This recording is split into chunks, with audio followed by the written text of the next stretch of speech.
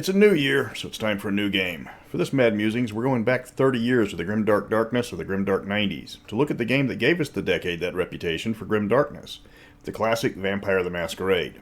This game is undeniably one of the most influential games in RPG history. I'd put it in the top 3, only behind D&D and Traveller. This was a game that arrived at the perfect time, when all the young teens that grew up on swords and sorceries were suddenly becoming young adults and looking for something more mature. Vampire filled that niche perfectly, and spawned a host of copies and clones that never approached the success of White Wolf's flagship game. I'm Mr. Welch, and today is going to suck. Vampire was created in 1991 by Mark Hagen, who was also one of the original creators of Ars Magica. The game's setting was largely created by Stuart Week, though his major contribution will be the follow-up game Mage the Ascension.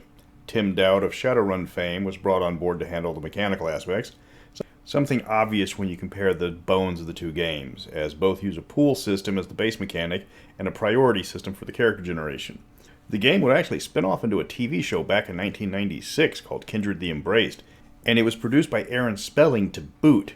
It got quickly cancelled as it focused on a human reporter rather than the actual vampires and captured none of the charm of the game, and was known as Vampire 90210 or Embrace Place by the many disappointed vampire players when they watched. Still, outside of Dungeons & Dragons and Mutant Chronicles, name another RPG that got turned into a TV show or a movie. It also introduced us to the lovely Una Damon, so there is that as well. Thematically, the game is about power plays behind vampire society. The game is set in modern day, but all sorts of supernatural creatures abound. For a variety of reasons, all the creatures have to stay hidden away from mortal society, whether they want to or not. For the vampires, it's because when they decided to rule over the humans as undead gods, back in the Middle Ages, the humans started the Inquisition and got really good at hunting vampires. The vampire clans were driven underground, where they maintained their power structures over the mortals, but now through subtle means and proxies. Not all vampires believe in this policy, called the Masquerade, and they formed a smaller but more violent group called the Sabbat. More on them later. Mechanically, the game uses a priority system for its stats and abilities and character generation. You have 9 stats divided equally between physical, mental, and social categories. You decide what's most important and what gives you the most points to divide between them. Then your second choice and your third choice gets decreasing points to divide up. Abilities are done the exact same way, with the division being between talents, skills, and knowledges.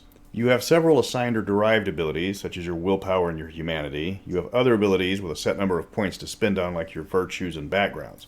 Cranking out a vampire character was one of the things that made it so popular. Instead of taking hours making a D&D character, vampires took minutes to create. The main choices you had to make before starting was your clan and your archetype. Archetypes were taken heavily from Jungian psychology, where you had a nature that determined your true motivation. Every time you lived up to your nature, you refreshed your willpower. So a rebel had to buck the system, a bon vivant had to experience something new, and a thrill seeker needed to do something risky. There were dozens of archetypes in the game, and they never stopped adding them. The clans were a bit more complicated. They were divided between the Camarilla, who maintained the Masquerade, the Sabbat, which opposed it, and the 4 independent clans who did their own thing. Adding to this mix were the clanless Caitiff and the Bloodlines, which were like clans but were much reduced in number. The Camarilla had 7 clans sworn to them, the Sabbat only had 2, but the Sabbat had members of other clans that had renounced the Masquerade among their number. Your clans determine your disciplines or your vampiric powers. You could get disciplines outside your clan's normal choices, but this was usually cost prohibitive.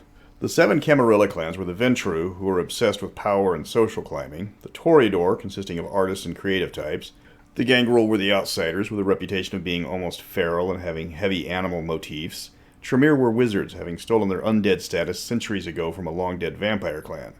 Nosferatu were a bunch of Max Shrek cosplayers and were all hideous to look at. Malkavians were all insane, which unfortunately put the Malks in the same vein as Kinder or Kobolds for how obnoxious their players got. They got the reputation of being chaotic, neutral vampires, so they would just do random stuff and say that was just their madness. The last was the Brujahs, who were the rebels against anyone and everyone who tried to put them down, even their own kind. The Sabbat and the independent clans were a varied lot as well. Assamites were assassin vampires from the Middle East. Ravenos were based on the Gypsy clans, only more stereotypical. They were later killed off and then retconned partially into the Hindu and Islamic vampires as the clans shifted to Indian roots. Giovanni are the Italian mobster vampires with a focus on dealing with the dead. The followers of Set were an Egyptian-based clan focused on corrupting other vampires to do their bidding. They were always working behind the scenes, pretending to be useful, but always working for the power of their clan. They were also noted for having their own very own special supernatural arch-enemy, and more on them later. The Sabbat had the Lasombra, who were the Darwinist of vampires, focused on survival of the fittest. Loyalty to the clan was paramount, as only the best were allowed to become Lasombra vampires. So when the uppity humans knocked the Lasombra clan down a peg, they didn't take it too well, and decided they were not going to be hiding their obvious superiority from what should be their food. The last clan is Clan Carl. I know they spell it Tzimisce in the book, but even their pronunciation guide gives different ways to say it. So we took a vote, and Carl won. So it's pronounced Clan Carl. These are the least human of all the vampires, as their specialty is flesh sculpting. They can change their own flesh into something out of a David Cronenberg wet dream, and at higher levels of discipline, they can do it to someone else as well. Mechanically, the game uses a D10 dice pool following a stat plus skill format. If you want to shoot somebody, you add your dexterity attribute to your firearm skill and roll that many dice. The storyteller decides what the number on the dice counts as a success and how many successes you need. If a majority of your dice come up ones, that's a botch, and that's bad. In 5th edition, the target number of the die is locked in at 6, similar to later White Wolf games that use the same mechanics like Aeon Trinity. Combat's fairly simple, though most weapons don't hurt vampires rather than just inconvenience them. Guns bruise vampires instead of actually doing any physical harm for the most part. Vampires heal quickly by spending blood points to undo the bruising damage.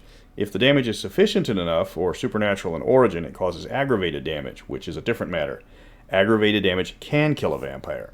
It isn't easy to actually kill a vampire. A stake through the heart does nothing more than paralyze them. Even aggravated damage isn't automatic as long as you still have health levels. While aggravated damage doesn't heal quickly for vampires, most of the time a single aggravated damage point kills a human. However, it is rare enough that most vampires don't have to worry about it normally. The primary sources are supernatural damage, like a werewolf's claws or a mage popping your skull with a snap of his fingers, but fire works as well, and especially sunlight. Certain weapons can cause aggravated damage because of the nature of the wound, but they're usually impractical. You'd need something like a Husqvarna 460 Ranger, the DR Pro XL 575, a Vitamax 5201 XL, a General Electric CF6 80E1A4, and of course the Bagger 293 bucket wheel excavator. You can, of course, do this the hard way, in which case you'll want to use an Atchison AA-12 shotgun to dismember the vampire with buckshot in a single round, because the shotgun rules in White Wolf games have always been broken. Vampire the Masquerade came at the perfect time. Anne Rice was at the height of her popularity with the Vampire Lestat and similar books. Lost Boys a few years prior had rewritten the rules on how we saw vampires. Bram Stoker's Dracula was about to hit theaters, along with Buffy the Vampire Slayer. Yes, it was a movie before it was a TV show. Ryan Hagen jumped on a fad before it reached full peak, and he rode that zeitgeist into immortality. It helped that the game was easy to get into, unlike D&D, which had the reputation for being unnecessarily complicated. Because of the theme, the game also attracted a large number of women to the hobby, which was considered male-dominated, as well as up until then largely maligned by outsiders. The game embraced the mature themes that TSR had shied away from during the Satanic Panic. Nudity was frequent in many of the books. The Brujah clan book straight up dropped the F-bomb with the rapper templates quote. The world of darkness lived up to its name. Life was cheap and monsters were real. If D&D was the childhood years of playing with your action figures and having wild adventures, Vampire was the edgy late teen years, complete with the rebellion and doing things that your parents told you not to do. Like steal your dad's car and drive it to the Kingwood LARP without him knowing, only for the cops to show up and get everybody kicked off campus. A little too edgy there, Chris. Another aspect the game did not shy from was its embrace of Christian religion and lore, which the game was actually centered around. In Vampire, the first vampire was Cain himself, the murderous son of Adam and Eve. His curse was to walk the earth an undead creature existing only to serve his thirst. Every vampire after that was descended from his curse, with the vampires he created being second generation, and their creations the third generation of vampires, and so on until you arrived at the latest vampires of the 13th generation. The vampires generation had mechanical benefits. The earlier generation, the more blood you could hold, and it also increased the cap on your stats. Where 13th generation vampires could get their abilities up to a maximum of 5, older generations could have superhuman abilities from their undead curse. The only way to move up in generation was Diablerie, where you consumed the life force of an older vampire and lowered your generation with all the resulting benefits. This was expressly forbidden by the Camarilla, who would leave you staked out on a rooftop for the sun if they caught you.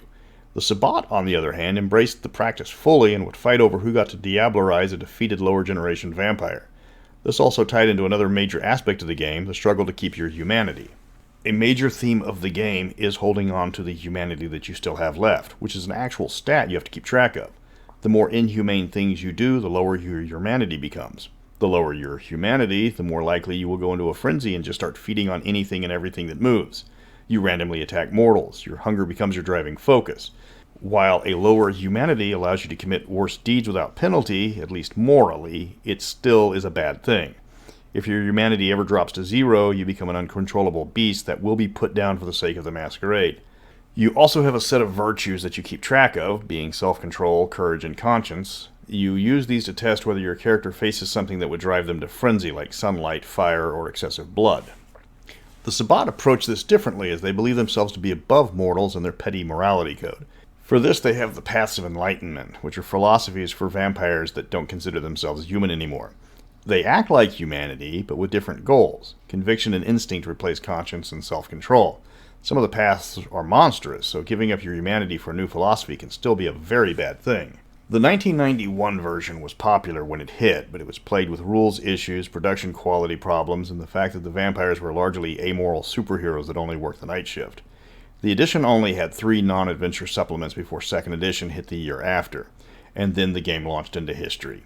2nd edition flooded the market with books. All the clans got their own source books. There were guides on the Sabbat, the Inquisition, numerous city guides, guides about the Elders and the Anarchs, along with more adventures. 2nd edition lasted until the revised edition in 1998, where the game petered out and died in 2004 when the game company partially wrote themselves into a corner.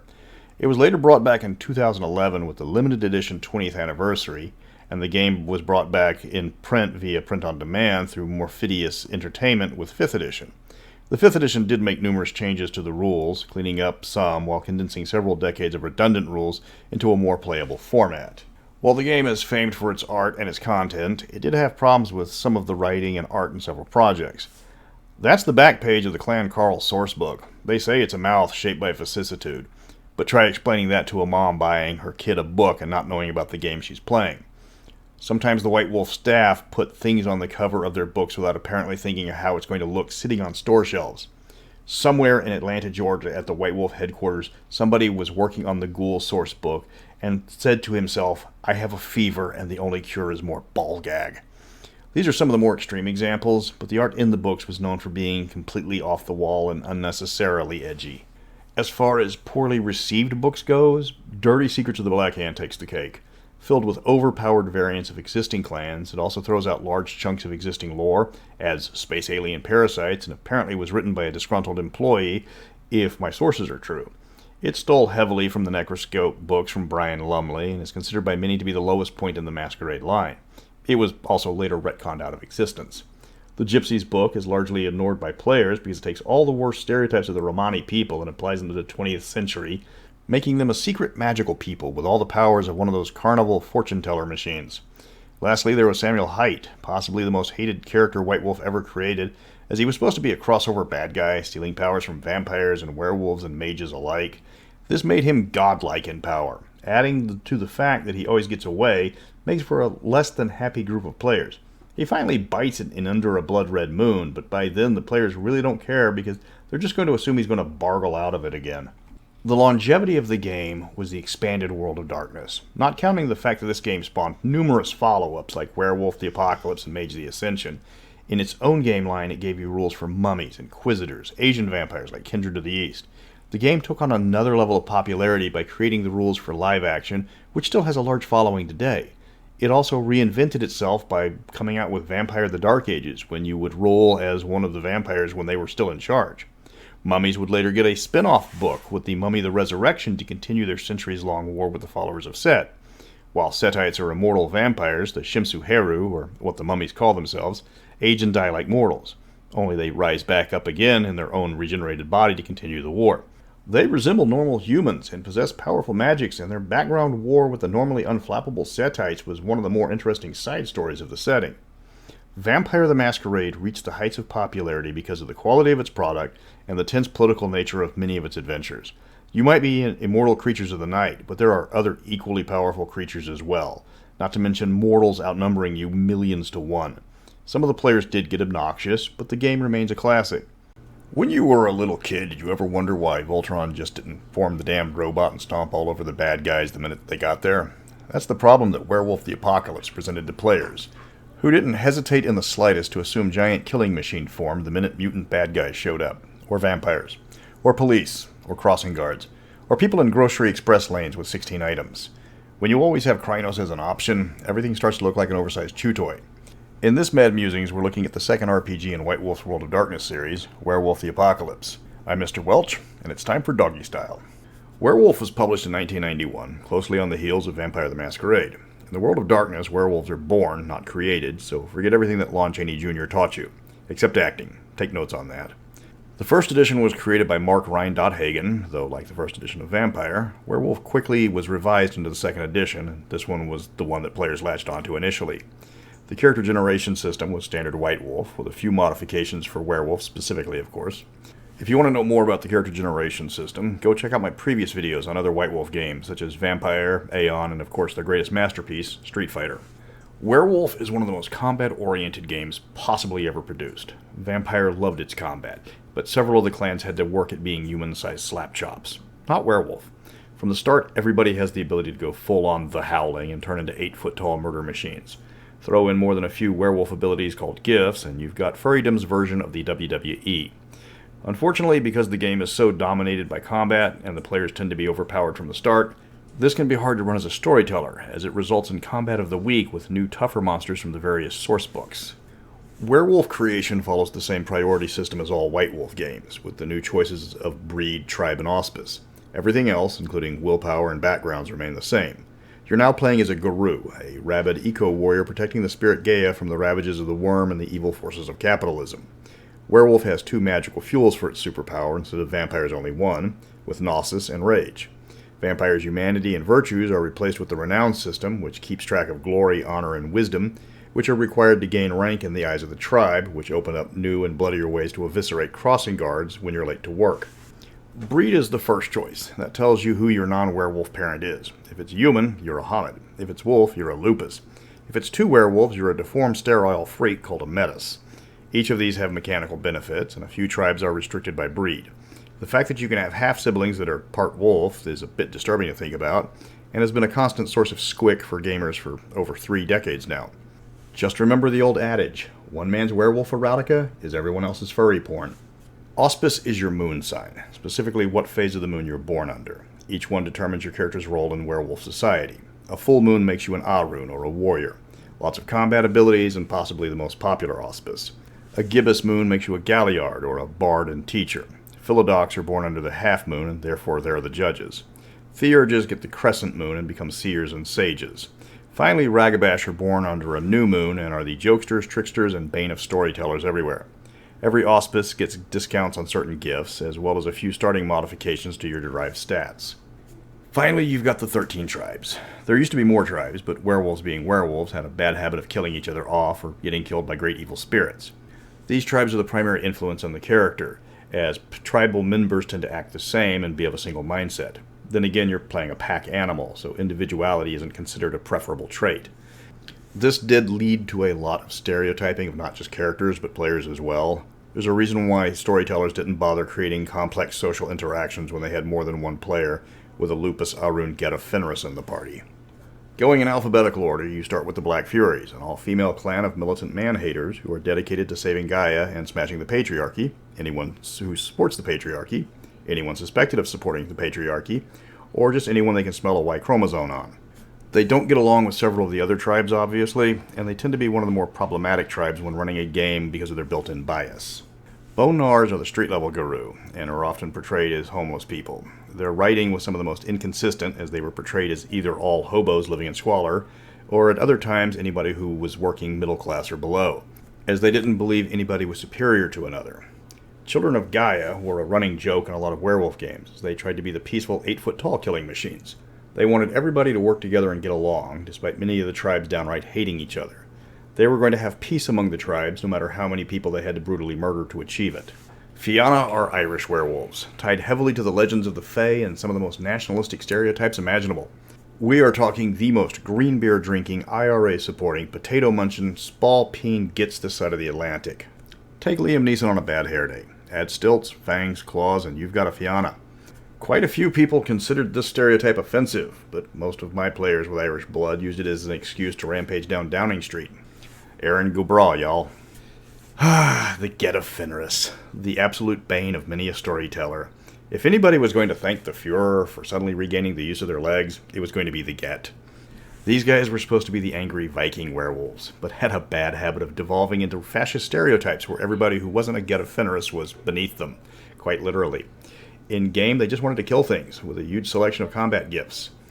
Again, the game's inherent tribalism proved to be problematic as the Get did not get along with numerous other clans, bordering often on absolute hatred. This led to a lot of players getting tossed from games for not playing nice. Glasswalkers are the unholy lovechild of Gordon Gekko and Wolfman Jack. Werewolves that love living inside the cities. They're looked down on by the more traditional and militant clans. Glasswalkers are too busy counting their money to notice. They believe that the best way to fight the worm is to take the fight to where it dwells, which isn't the wilderness. That's the stated goal of Glasswalkers, though many players just use it as an excuse to play an even more violent Patrick Bateman. Red Talons are the all-wolf tribe. No humans allowed, and metis are often torn apart at birth. They are dedicated to culling humans, or anything vaguely bipedal, or anyone suspected of being a biped, or just anything in the primate family. As you can expect, they're another difficult tribe to work with in a group because of their built-in hatreds. This was later retconned in other editions, but the stereotype remains. Shadow Lords have the reputation of being the perpetual second in command of werewolves. They are always behind the Silver Fangs in power, something they absolutely hate. Because of this, they're generally considered backstabbing opportunists who will gladly sacrifice their allies if it gets them a little higher in rank. Even in a party that doesn't include a Silver Fang, the Shadow Lords will always try to become the pack leader. It's actually part of their background. Silent Striders are werewolves of an Egyptian bent, working as messengers and occasionally necromancers when needed. They have a bad habit of always sounding like Omar Sharif, even if they aren't trying to. I don't know why Strider players always turn into Omar Sharif. It's not a bad thing, I just wish those players would realize the man was in more than just Lawrence of Arabia and Dr. Zhivago. Silver Fangs are the Habsburgs of lycanthropes. They're the ruling tribe of the Children of the Moon, but they're also incredibly inbred and possess numerous mental deficiencies. However, they have connections with several power players in mortal society and tend to be old money. They are more eccentric than insane, which is a saving grace for them compared to the vampiric Malkavians. Stargazers are werewolves normally tied to Tibet. They're more concerned with the spirit world than the physical world. They're known for being wise and observant, and they're also tired of the constant infighting between all the tribes, and in canon lore finally pack their bags and leave the other tribes to their ultimate fate. Which, of course, makes some wonderful retconning when somebody is told in an ongoing campaign that his tribe just told everyone else, "Screw you guys, I'm going home." Uktena are the Inuit werewolves, one of the 3 Native American tribes originally, though the Croatian are now extinct. They're also heavily spiritual and consult the spirits for secrets and ways to combat the worm. They are very worried about the Wendigo, who didn't take all the newcomers well. Unfortunately, the Uktena are too tied up in their scrying and divining to act as peacekeepers. Lastly, the Wendigo are the militant Native American werewolves who really don't like all these new guys showing up. They're one of the more difficult tribes to work into a game because the players will consider every tribe from another continent the enemy and use that as an excuse to go aggro on other players. They are great in hand-to-hand, but they have more of a spirit vibe than the Get of Fenris. That's the 13 tribes. As you can see, there's not much encouraging many of the tribes to work together. Everybody's supposed to cooperate to bring down the evil forces of the worm spirit, but many of the tribes have their own biases so hardwired that the players use the prejudices just as an excuse to beat on each other. Black Furies hate men. Red Talons hate human. Get of Fenris hate anyone they view as weak. Wendigo hates tribes from other continents. Almost all of them hate the Bone Gnawers, and the Stargazers are about to wash their hands of the entire lot of them. The core attraction, and one of the biggest problems of the game, is that werewolves are really good at fighting and killing. They've got 5 forms, and 3 of them are just nastier forms of the human or wolf form. Galabro is the near-human form and makes them bigger and tougher. Hispo, or near-wolf, is pretty much a dire wolf. And then there is the infamous Krynos, or Wolfman. This is when they go full-on werewolf, giving them increased stats, regeneration, and claws and fangs. Krynos also lets them do aggravated damage, and causes an instinctive fear in humans called the delirium. Werewolves use rage to fuel their combat abilities, though too much rage causes them to fury and go absolutely insane. And Gnosis will fuel their spiritual abilities, and they do have to balance both to maximum effect. Few things can permanently hurt them among mortals. Their only true threat is supernatural creatures, and even then they outclass most of them in melee. However, their list of foes is long, and for many the threat is more psychological than physical. The main enemy of the Gru is an insane spirit called the Worm. This was originally the spirit of rebirth tied with the Weaver and the Wild to form the balance of life. However, the Weaver has gone insane. It has trapped the Worm so it could not renew, and now it can only destroy, and that is what is leading to the upcoming apocalypse. The Worm creates evil spirits called Banes, who are the primary spiritual threat to the Garou. Banes can possess humans, turning them into the twisted mutant Fomori, who are another common enemy in the game. The Black Spiral Dancers are corrupted werewolves who willingly serve the Worm, and are probably the most dangerous of the most common enemies. All these creatures are something out of a Lovecraftian Captain Planet cartoon, as they believe the best way to destroy the world is by pollution and tainted products. The most famous villain of Werewolf has to be the corporation Pentex, whose primary product range is pure evil. Pretty sure that's in their orientation guide on page 2. Pentex is a holding company for a large number of other companies that are also devoted to making the worst possible products possible. Their whiskey contains evil spirits. Their toys promote anorexia. Their oil company makes British Petroleum look like Greenpeace. White Wolf got a little anvilicious in many of the Pentex schemes because of how cartoonishly they were presented. One problem with World of Darkness crossovers is that when you start adding in the Mage's technocracy, Pentex's antics would not be tolerated by the equally corporate but much more pragmatic syndicate. Werewolves are not alone in their fight, as they have allies in the form of kinfolk. These are humans and wolves related to werewolves that for whatever reason didn't gain the powers of the werewolf. They have a few powers like immunity to delirium and other supernatural minor powers, but they're still quite squishy compared to their Garou cousins. They are treasured by the Garou because they are some of the only allies they have that can function in mortal society, or can act as pure breeding stock. They have their own book that fleshes them out, but their players have to be careful when fighting the monsters that can go toe-to-toe with werewolves. There are a lot of other changing breeds, I think over 20, such as werebears, wererats, werecoyotes, and no small number of werecats. These have given the game the reputation of being a furry combat simulator, and have been the bane of storytellers wanting to run a pure werewolf game, and not the MMA equivalent of the Animal Olympics. Some of the races, specifically the Asian varieties, were known to be overpowered in game, and generally banned unless everyone got to play one. White Wolf has always had a problem with game balance, and Werewolf was no exception. The Garou also have the ability to enter the spirit world, also known as the Umbra, by spending some Gnosis and using a ritual. This was actually a great way of getting rid of powerful vampires because they didn't have a way to get back.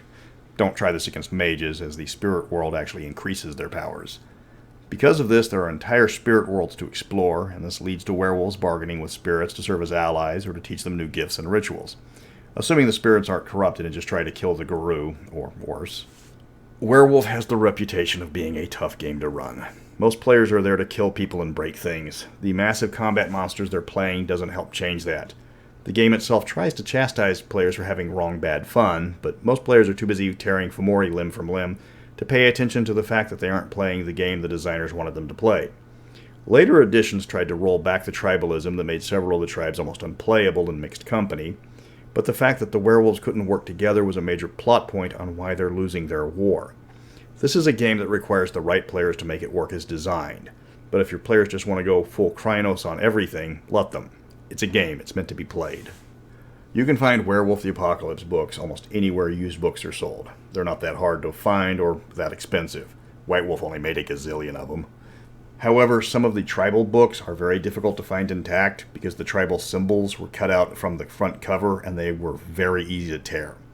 There were 4 editions, with a 5th edition promised this year, though later versions retconned out the end of the world when White Wolf destroyed the World of Darkness to restart the game world, with the less regarded Werewolf the Forsaken. On a lonely night so long ago, when I was not so cool, you know, a new game came to me. I'd never seen rules so new. You know I couldn't put it down, designed just like a fever dream. Seemed like a LARP for me, and it called right out to me. Yeah. And yeah, I was the magic man. Of course I'm talking about Mage the Ascension, the 3rd game in the grimdark darkness of the grimdark world of darkness. This is the game that exceeded all expectations. Compared to the neo-gothic vampires and the munchkinized werewolves, here you weren't fighting to save the world, you were fighting to define the world, featuring new mechanics the likes of which that had never been seen. It even started a still ongoing conversation of who were actually the good guys. I'm Mr. Welch, and I'm here to spell things out for you. Mage was released in 1993 with a host of designers, but most famous the Week brothers Stuart and Stefan. The book itself was written by almost a dozen writers, with Robert Hatch being among one of them, who you might recognize from the Trinity Review, also on this channel. Cover art was minimalist per the standard White Wolf core book design. Like most White Wolf first editions, it had a short shelf life because mages in first edition were beyond broken, like turning vampires into lawn chairs with a snap of the fingers powerful, and that wasn't that hard of an ability. So second edition hit in 1995, and that's where this story starts. Mage presented modern wizards like nothing else seen before. Yes, you had the neo-pagan types running around being obnoxious, and drum circles were a thing for some wizards, and a few Merlin types survived into the modern era, but they were the outliers. Magic was the ability to warp reality, and all the rules went out the window because of it. Modern wizards looked like nothing you would imagine. It was all about the battle to control what was even possible, and it was divided between four factions: the insane marauders, the corrupting Nefandi, the organized technocracy, and the loosely allied traditions. The traditions were presented as the good guys, but they were also shown to be deeply fragmented with often contradictory goals. The technocracy started off as monolithic bad guys, but became so popular among players they got their own book detailing the methods and goals of the organization. Mechanically, it's World of Darkness, so same priority character creation system with a few different skills and backgrounds compared to the other games. The magical fuel for Mage is Quintessence, and the mechanic that determines your raw magical power is called Arete. Arete is king. Arete is life. Arete tells you how many dice you get to use magic with. It's capped in creation fairly low, and raising it is expensive but paramount. You have 9 spheres of magic, which determines how you alter reality. The bad stuff is paradox. If you warp reality too much, you get paradox. The best description of paradox is imagine you're on trial for your life and Pee-wee's Playhouse is the courtroom. Too much paradox is very bad. If you're lucky, you'll just explode. The core premise behind Mage is that reality is defined by belief. If people believe something is possible, then it's reality. If they don't believe something is possible, then it's magic. Convincing people that eating this small pill will cure your infection was magic until the progenitors convinced the world antibiotics were real. Sacrificing your children to make your crops grow was a real thing until people were convinced the verbena didn't know what the hell they were talking about. Science and technology didn't get the Wright flyer off the ground in 1903. People believing that it could did. Public relations in Mage is a full contact sport. Magic is divided into 9 different spheres, each one representing a different aspect of reality. The spheres are correspondence, entropy, forces, life, mind, matter, prime, spirit, and time. The more dots you have in a sphere, the more you control that sphere. Initially, you could just change aspects of it. And at high levels, you could even create things of that sphere. If you wanted to combine 2 spheres to do something like teleport a fireball, you need the right levels of both of them. If a sphere was tied to your tradition or convention, you get a discount when you're leveling up that sphere. If you were an orphan or an unaligned mage, you had no restrictions on how you cast your magic, but your magic overall was more expensive. Mage focused mainly on the 4-way battle for reality. Other supernatural creatures were largely considered pawns at best in the struggle, allies when necessary, and speed bumps if they became problematic. Mages are not as big and strong as werewolves or vampires, but when they can pop somebody's head like a zit with the snap of their fingers, size rarely matters in a fight with a mage. Low-level mages had to watch themselves around other supernatural creatures. High-powered mages were well above most supernatural creatures' weight class. The fight for reality has mechanical effects in Mage. If the people around you don't think your magic was possible according to the rules of the universe, you get paradox. This was a passive effect mostly. If you wanted to avoid tearing apart the fabric of reality, you had to convince the world the magic was possible. If you wanted to blow somebody up and you happened to shoot the Molotov cocktail next to them instead, reality might let that slide, and they call it coincidental magic. You get no paradox that way. If you hit them with a fireball in the middle of a desert, reality is going to ding you slightly with a point of paradox, because there's no one around to see it. If you launch a fireball in the middle of Piccadilly Circus, reality is going to come down on you like a pile of bricks. Paradox is hard to describe, but it's like anti-reality. Bad things happen when you have acquired paradox. You can bleed off small amounts, but that causes reality to warp around you. Maybe your bones turn to rubber for a few minutes for a few points of paradox. A little bit more might turn your hair permanently paisley. A lot of paradox causes damage, and too much paradox can cause you to explode, or worse. Botching a magic roll will involuntarily burn off paradox, so it's never safe to have any amount of paradox. And though there's always a minimum amount that you're allowed to burn when you do try to get rid of it, having lots of it is very dangerous. The outer conflict in Mage is largely philosophical. 2 of the factions aren't playable. Nefandi want to turn the world into hell on earth and have sold their souls to the devil or a similar nasty. Marauders have gone insane with power, emphasis on the word insane. They bring their own private reality to the outside world. The madder they are, the more of their dreamscape overwrites the real world. They're immune to paradox, but can be driven back to the spirit world if enough sleepers or regular people witness them. This leaves the traditions and the technocracy. The traditions largely represent magic users of old, though they have recently added on the steampunk Sons of Ether and the computer hacker virtual adepts.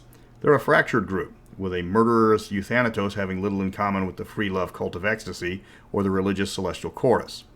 On the other hand, the technocracy works very well together, but their defined goals can be quite heavy-handed. To kill off a powerful vampire once, they redirected sunlight through orbiting mirrors before hitting said vampire with a nuclear missile. Twice. The traditions are represented as the initial good guys. At least they were in the first core book. The traditions want to return to the ways when their various magic forms were recognized by the sleepers as reality. This makes a lot of the traditions seem callous or selfish because despite the brutal methods the technocracy has employed, they've also improved the lives of the masses. Compare that to the Hermetic Mage, who wants to return magic to the formulas and rotes of the Middle Ages, or a member of the Celestial Chorus who wants to impose religious edicts on the sleepers to allow them to use their teachings to bring magic to the masses. Both their traditions and technocracies want what is best for humanity, but one is fragmented and reactionary, while the other is unrelenting and uncompromising. This philosophical grudge match was something that Mage players ate up, as both sides had valid points about their methods, as well as the negative traits of their rivals. They might dislike each other, but team-ups against other supernatural threats to sleepers almost always resulted in a ceasefire or even a temporary team-up.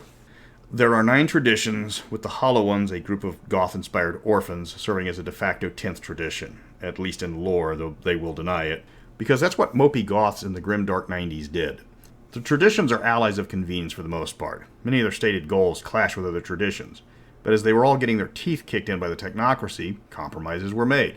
Now they try and restore reality to how it used to be, while hiding out from the technocracy, fighting the Nefandi, and dealing with the other lesser supernatural creatures that threaten mankind. Vampires might be super fast and durable, but they can't teleport people to the middle of the Sahara Desert at high noon with a wave of their hands. Just something to remember when you do a crossover. The first of the traditions is the Akashic Brotherhood, who specialize in mind magic. Think wushu movies and you get an idea of how their magic presents itself. They practice Do, a spiritual martial art that focuses on inner chi, balancing your emotions, and kicking men in black through walls. They are one of the less annoying traditions, though they tend to devolve into stereotypes. Celestial Chorus are the religious mages. While most are played as Christians, they do accept any religion that encourages congregations. They focus on prime magic, and have a bad habit of burning verbena at the stake when the verbena gets too annoying. So about 5 episodes on average. They also tend to get a bit preachy with the other traditions, which is to be expected. The cult of ecstasy are the sex mages. Don't give me the line about how they're there to experience everything in all the forms. It always devolves into sex magic. Sure, they will take enough drugs to give Keith Richards a mild buzz, but they will also pretty much get naked at some point. That made them extremely popular in most Mage games, just for some reason. To make the sex last even longer, they have the time sphere. Dream speakers are typically dirty hippies. Take all the spirituality of native shaman, mix in the wisdom of the ancients, and sprinkle in a bit of herbalism, then throw it all out the window. They are hippies. The dream speakers do their drum circle, spend most of their time using the spirit sphere to talk to spirits, and occasionally talk to the rest of the party when they feel like it, usually to ask the cult of ecstasy chick if she has any more drugs. Since they tend to be harmless, and most of them end up being based on Tommy Chong, most players don't have a problem with them. Euthanatos are murder mages. They say they are all about the cycle of life and all, but you only ever see them helping people shuffle off the mortal coil.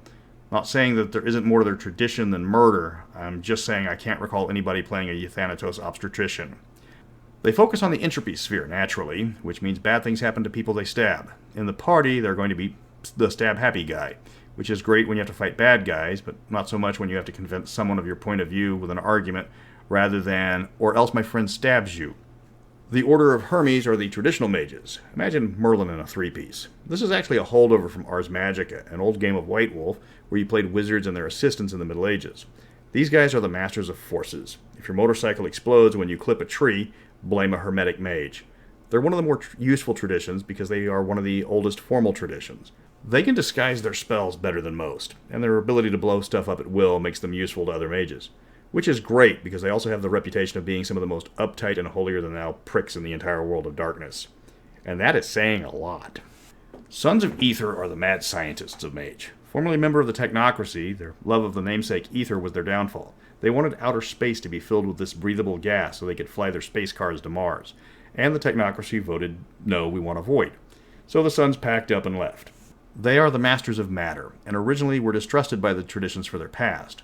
But the traditions found their methods useful, and their hatred toward the technocracy genuine. They're almost always played for a laugh, usually out-of-place steampunk rejects.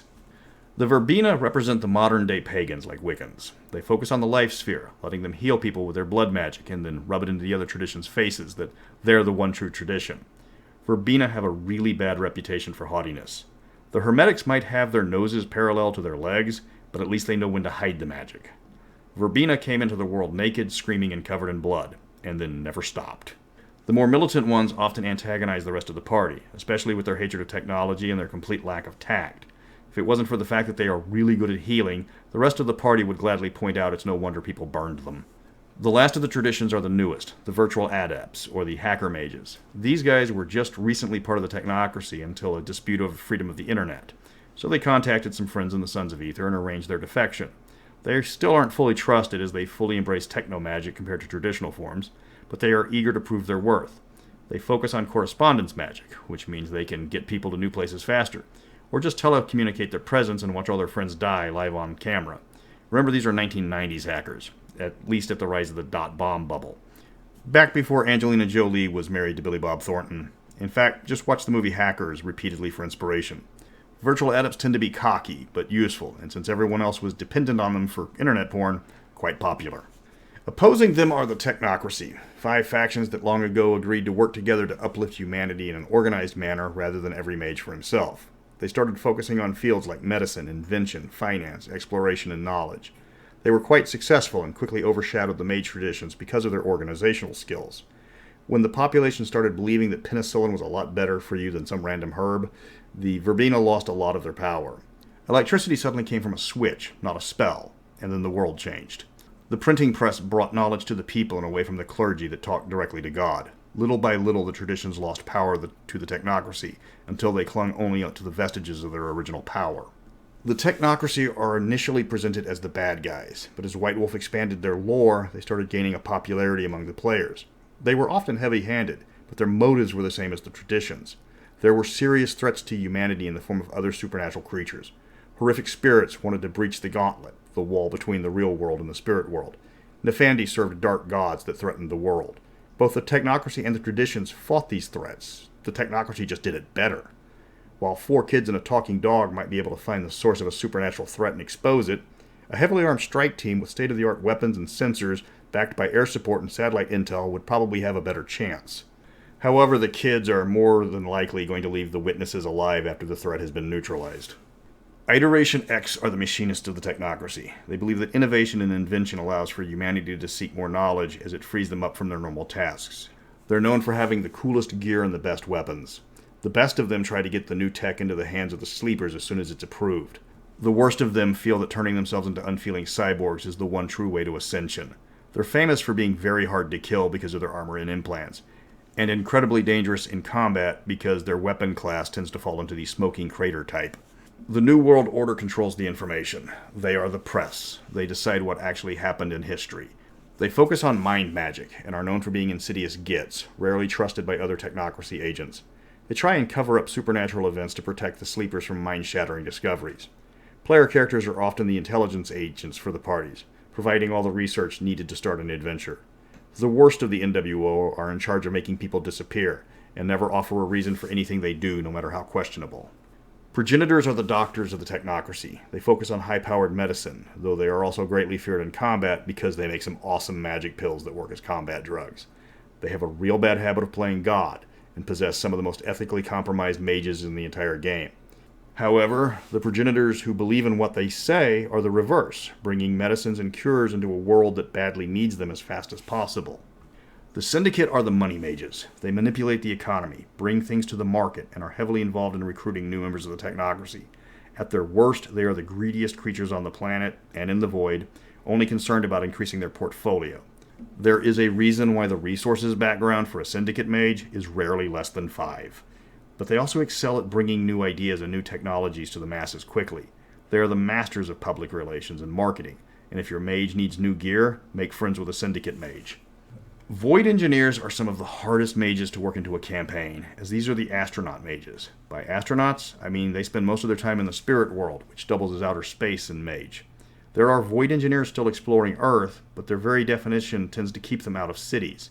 They are the first in line of defense against extraplanar horrors, and Void Engineer Space Marines are known as some of the toughest badasses in all of the World of Darkness. The Marines will track down their targets if they get to Earth, but they aren't exactly gentle with witnesses. Their version of the Neuralizer might have an erase button, but the rewrite button is optional. Mage is rather unique of most of the World of Darkness games because the good guys and the bad guys can often be frenemies, especially in low-power campaigns. The Council of Traditions and the Technocracy Board of Directors might be mortal enemies with no hope of reconciliation, but a Euthanatos that picks his targets carefully might get a tip from an NWO desk jockey where a Nefandi nest might be. You can absolutely play the Technocracy up as pure evil, but the utter gray-on-gray mentality of the Mage Wars was refreshing for players compared to the solid black and white of Werewolf and the inhumanity built into Vampire. Mages do crossovers with other games fairly well, even Wraith. Mages are some of the few creatures that can cross into the spirit world like werewolves. In fact, werewolves get along famously with certain traditions like Dreamspeakers and Verbana. A Glasswalker or a Ventru vampire might do their banking with a known syndicate mage. The NWO might hold their nose at a Bone Gnawer or a Sluagh Fey, but they will be careful to record every bit of information that they are paying for. Remember, mages are squishy humans. Without magic, they will die from an aggravated attack. But they're also reality warpers, which gives them far more in terms of abilities than vampire disciplines or werewolf gifts. Note with crossovers that other supernatural creatures are immune to paradox. Humans instinctively know about vampires, ghosts, fairies, and werewolves and treat them as real, even if they don't know it personally. The Technocracy tends to treat most supernaturals as threats, though they can work with ones they find useful. The traditions are on a case-by-case basis. They understand fully the broad spectrum the other creatures can have, ethically, but learning which ones can be trusted and which ones are pure evil can be tricky. Mages have their own set of foes. The Technocracy have a ton of vat-grown cyborgs ready to hunt down rogue mages. Hit marks are basically Terminators only with built-in weaponry like chain guns. The Men in Black are mass-produced clones that serve as spies for the NWO. The Progenitors can create all sorts of genetically modified nightmares at a moment's notice. The only thing holding them back is the public's perception of what's possible. Bad things happen to constructs if a sleeper spots one doing impossible things. Bad guys from other games, like the Fomori, Sabbat, or Unseelie, don't have this problem, so crossovers are very popular, at least for villains. Considering mages are there to protect humanity, throwing things at them that are specifically there to harm humans is always a good thing. There are other mages in the world that operate outside the Mage War in the form of crafts. These are smaller groups that consider both sides of the war self-righteous douchebags. They tend to be regionally based, often in remote areas where modern society hasn't reached. They can be friend or foe, but they're very devoted to their paradigm of magic, and are often just as thick-headed as the larger factions they detest. Ask your storyteller if you want to play one, as certain crafts can disrupt a party due to these guys not normally playing well with others, unlike the tradition or the Technocracy. Mage is popular because of the just absolute freedom it provides players, along with the balancing factor of paradox that kept players from getting too out of control. It doesn't have spell lists like Dungeons & Dragons. They had examples of spells called rotes that were presented to you, but these were just starting suggestions. Your imagination powered your character. If you could dream it, you could often do it. Yes, you had to tap dance a lot when it came to keeping magic coincidental, but that was definitely part of the charm of the game. The players were making up the rules as they went. The storyteller was there to remind them of what happened if they pushed too hard. Mage is available over on the Storyteller's Vault in all its versions. Most of it for about list prices, POD. If you want to jump into Mage, there's no reason not to get all the books. If you plan to run them with bad guys from other games, there's a lot of bad guy books to be found in Werewolf, especially with the Pentex-related books. In fact, the Technocracy book mentions that the Syndicate and Pentex are well aware of each other, with some members of the Syndicate in bed with Pentex because, again, money, and others seeking to stamp it out and eradicate it, which makes for a great adventure with Werewolf, but how well the Guru are going to play with the money mages is up to you. So that concludes Mage the Ascension. There's multiple versions of the game, though the 3rd edition advanced the meta plot into the World Ends, Everybody Dies timeline, and was generally considered by fans to be a very bad idea. The 20th anniversary updates the game to a more modern setting, but ditches the meta plot and lets you run things as you want. I consider Mage the best of the World of Darkness games. It's the first game in the series where you had reasons to work together without internal conflicts between the heroes already written into the plot. Made writing adventures a lot easier. And the answer is none. None more black. That's how it feels looking at the fourth and by far the darkest of the World of Darkness books, Wraith the Oblivion. The game has the reputation of being the most soul-crushing RPG ever written, which is ironic because it's the one game in the series that offers its players a truly happy ending if they can get all their personal quests done. However, it's bleak, and having another player actively trying to kill your character did the game no favors. So it's no surprise this is the only game in the World of Darkness to be cancelled for poor sales. But put on a happy face, everyone. I'm Mr. Welch, and prepare for the oubliette that was the grimmest, darkest game to appear in the grimdark darkness of the grimdark 90s. Wraith the Oblivion. Joy! Wraith was released in 1994 as the fourth game in the World of Darkness line between Mage and Changeling. I incorrectly said that Changeling was fourth. Pretty sure my brain pushed Wraith out of my memory for a reason. It was developed by Mark Ryan-Hagen, Sam Chupp, and Jennifer Hartshorn. Second edition came around 2 years later, but the game died a few years after that, with the line unfinished due to poor sales. Most players felt the game was far too dark, relying on stoking interpersonal drama between players instead of characters with the shadow mechanic. The game is so grimdark that angst is a stat. This time around, you're dead. Not walking around dead, but like Randy Quaid's career dead. It made sense to add ghosts to the World of Darkness after vampire, werewolf, mummies, mages, psychics, and later changelings. But Wraith was incredibly difficult to work into the World of Darkness, which meant few people played it in crossover campaigns. It was quickly relegated to a standalone product in a shared universe. This made Wraith the gummo marks of the World of Darkness. Mechanically, the game adds two new traits specifically to the Wraiths, Corpus and Pathos. Corpus was your health. Lose it and you go to the bad place for a while, and when you come back you are much worse for wear. Pathos is your emotional strength, and is also what you power your abilities with. You have two additional things to keep track of, passions and fetters. Passions are what drives your character, things like hope, hate, love, greed, and a few others. Fetters are unfinished business in the mortal world. They tie you to the land of the living, and resolving these problems allow you to move on or at least gain extra freedom in the spirit world. Losing your fetters without resolving them is a very bad thing, so most players built their character with the abilities to somehow interact with the normal world. The objective of Wraith was to transcend, which is to solve all your fetters and find peace with yourself and finally move on. The opposite was Oblivion, where you lose all your hope and your soul is dragged down and utterly destroyed. Making things more difficult was the fact that every character had a dark side that sought oblivion, and worked to ensure the character's final death. This aspect, called the Shadow, was operated by another player, meaning everybody had the job of keeping their character alive and trying to doom someone else to the worst fate imaginable. Vampire's convoluted politics ain't got nothing on Wraith when it comes to making a game very personal. The Shadow is often the first mechanic pointed to when you ask former Wraith players when the game went off the rails.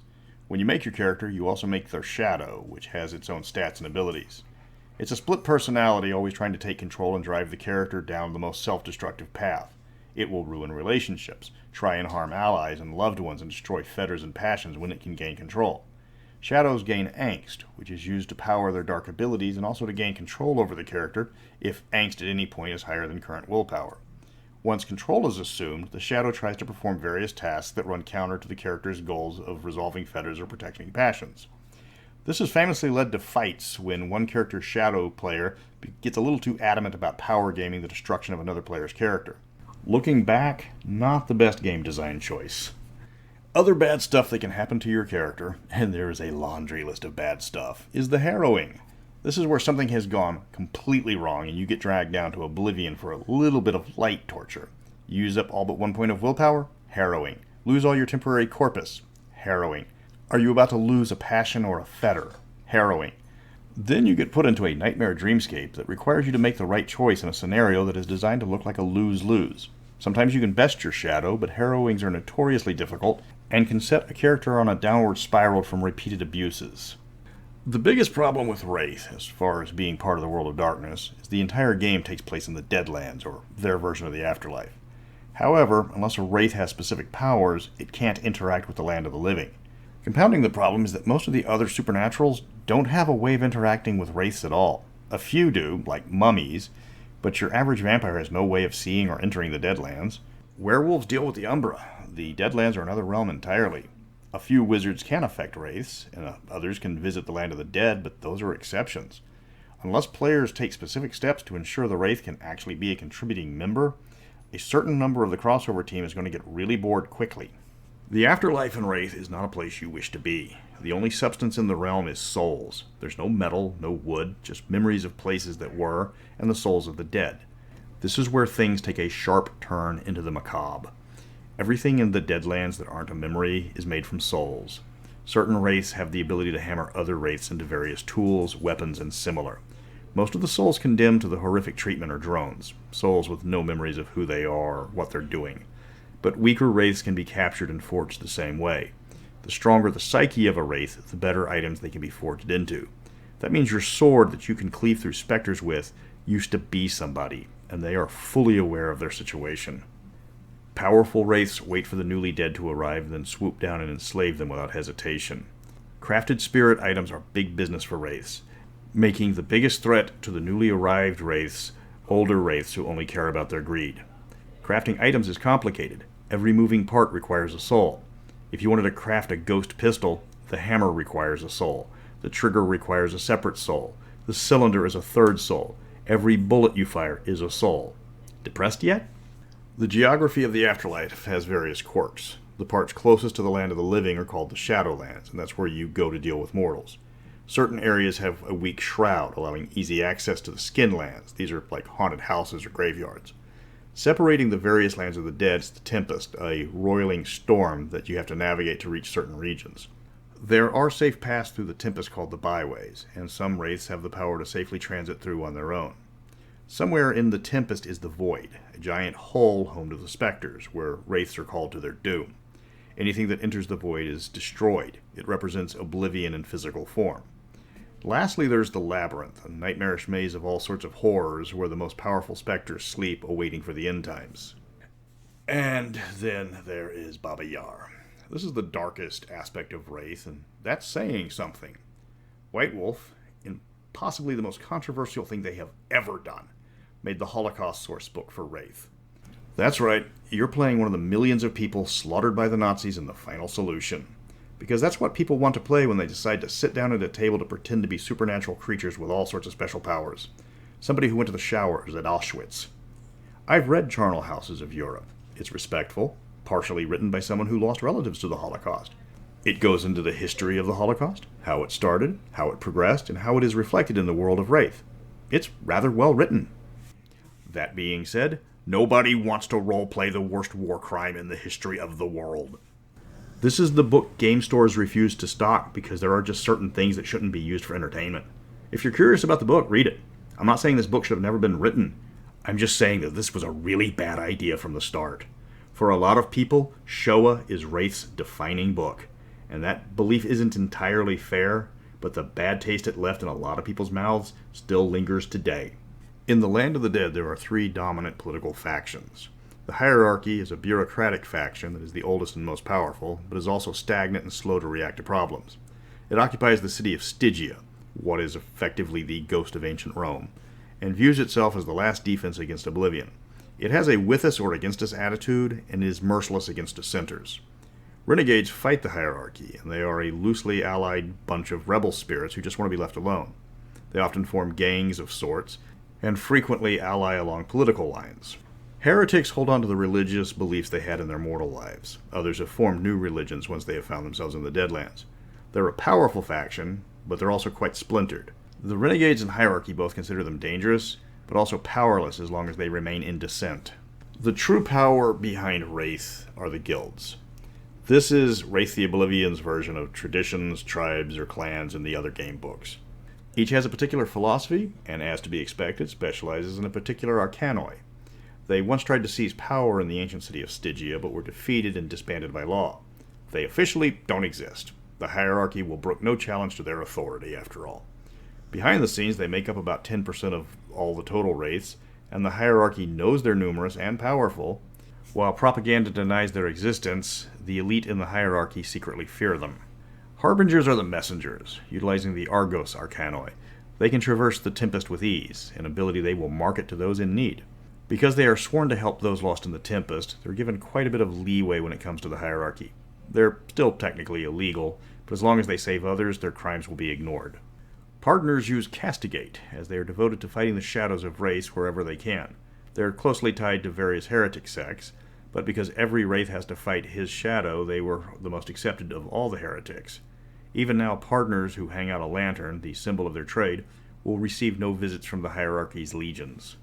Proctors are the master of Embody, one of the most wanted of the guilds. They can interact with the world of the living more than any other, and with masters of their craft, they are even able to physically manifest in the mortal world. Because interaction with the land of the living is banned, proctors have to perform their trade in secret. They're also one of the most popular of wraiths for crossover campaigns for obvious reasons. Oracles practice fatalism, the power of prophecy and fate manipulation. They are an aloof guild, keeping their secrets to themselves unless pressed. They were once popular in Stygia, until their leader gave a prophecy the ruler of Stygia didn't want to hear. Now they're despised by the hierarchy, staying out of sight because of their past crimes. Artificers were once the most powerful guild, using the ability of Inhabit to craft all manner of soul items for the hierarchy. They grew rich, greedy, and overconfident, and the resulting rebellion cost them their guild. They can empower items and create relics. A few of them still work for the hierarchy, and if someone needs to be forged into an ashtray, it will be an artificer wielding the hammer. Chanteurs are the musicians of the afterlife, using the keening ability. They can manipulate emotions, and were one of the most popular guilds before the Guild War. They were known for being haughty and condescending, as their music is very much in demand in the gloom of the Deadlands. Their performances do provide some pathos, but it is a poor substitute for actual emotions. Monitors watch over the fetters of Wraith through the use of Lifeweb. They are a feared guild because of their ability to tear Wraiths away from their fetters. They can also strengthen fetters and even create new ones, but that's not what they're known for. What they're known for is being shakedown artists, as some of them will threaten to give fetters about to be destroyed to wraiths unless they give in to the Monitor's demands. Maskers were once one of the most powerful guilds, reshaping other wraiths with the power of Moliate.